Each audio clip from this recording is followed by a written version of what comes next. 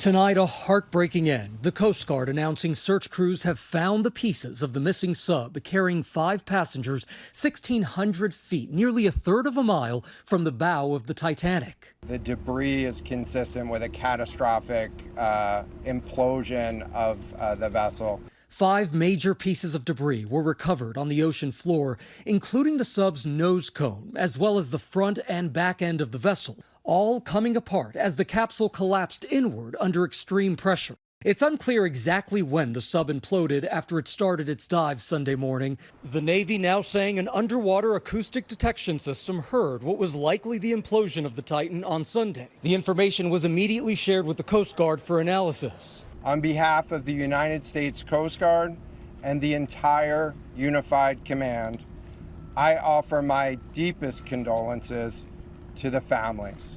OceanGate Expeditions tonight saying our hearts are with these 5 souls and every member of their families during this tragic time.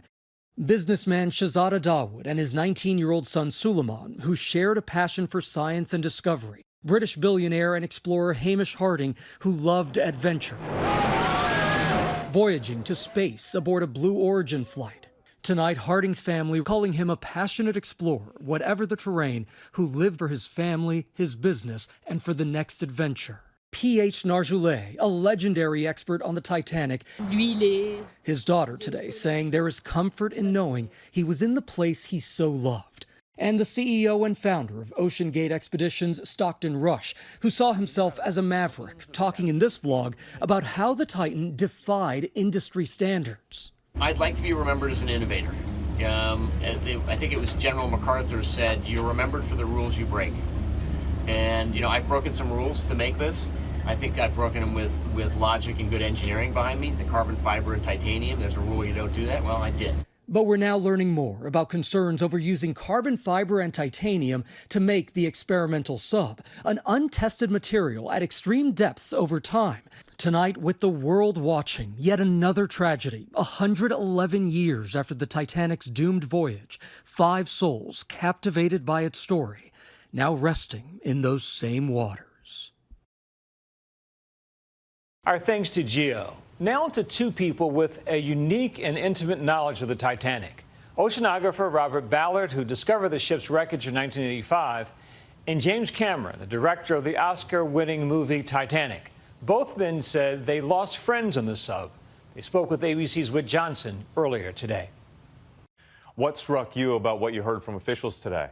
Well, I wasn't surprised by anything they said. The 2 data points I got was that they lost comms and they lost tracking simultaneously. And there was only really one explanation for that. And then through the grapevine, it turned out that there were a number of different hydrophone systems that had picked up a loud bang at the same time. And, I knew what had happened. I was hoping against hope that I was wrong, and I wasn't. My heart breaks for them. I did have misgivings about that design. I had misgivings about prior designs that used carbon fiber cylinders with titanium end caps. I certainly believe in the principle of certification for any sub that's going to take passengers. I believe there is a place for true exploration at the cutting edge of engineering, but it's got no place when you're taking paying passengers to a known site like Titanic. And Bob, how does this tragedy impact you personally and the community of explorers you're a part of? Well, I've known Stockton Rush since he was very young, and I remember him seeking me out at various times about his dream to go down to the Titanic, and obviously he was following his dream, and it led to a nightmare. Exploration is always risky. Climbing a mountain is risky, and people will take those chances, but I think you mitigate that risk as assiduously as possible with every fiber of your being. And you engineer against it to the extent humanly possible. And for me personally, that's part of the attraction. Bob, you once said visiting the Titanic is like dancing on someone's grave. What's it like down there? Well, it's the deep sea is an amazing place, but what's really amazing about it is you can't see very far. And I can remember when we came in on the Titanic for the first time, it was less than 30, 40 feet away. We came in a beam of the bridge, and it was like a giant wall of steel.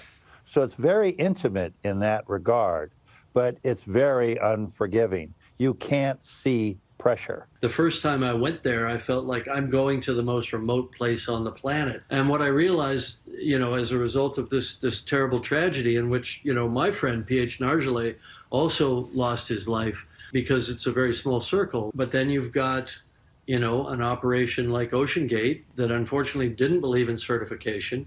They were using experimental technology to take paying passengers to the Titanic. I mean, this whole thing is inexcusable. It's a tragedy. James, your blockbuster film renewed public interest in the Titanic. I wonder how this strikes you now to see a second tragedy at that very same site. I'm struck by the fact that somehow, individuals, companies have managed to miss the lesson of Titanic itself. What was Titanic saying to us over all these years, whether it's in my films or the many documentaries and so on, which is heed the warnings. Don't be arrogant. Don't think you're smarter than nature, and those were the warnings of Titanic. Now we have two wreck sites adjacent to each other that both represent, in my mind, recklessness. I remember the sinking of the Titanic led to the International Ice Patrol. It led to the fact that you had a radio operator 24 hours a day. All sorts of things came out of the loss of the Titanic that made it safer and safer. And I'm sure we're going to see new things coming out of this tragic event so that these people did not die in vain. Stay with ABC News for continuing coverage of this disaster.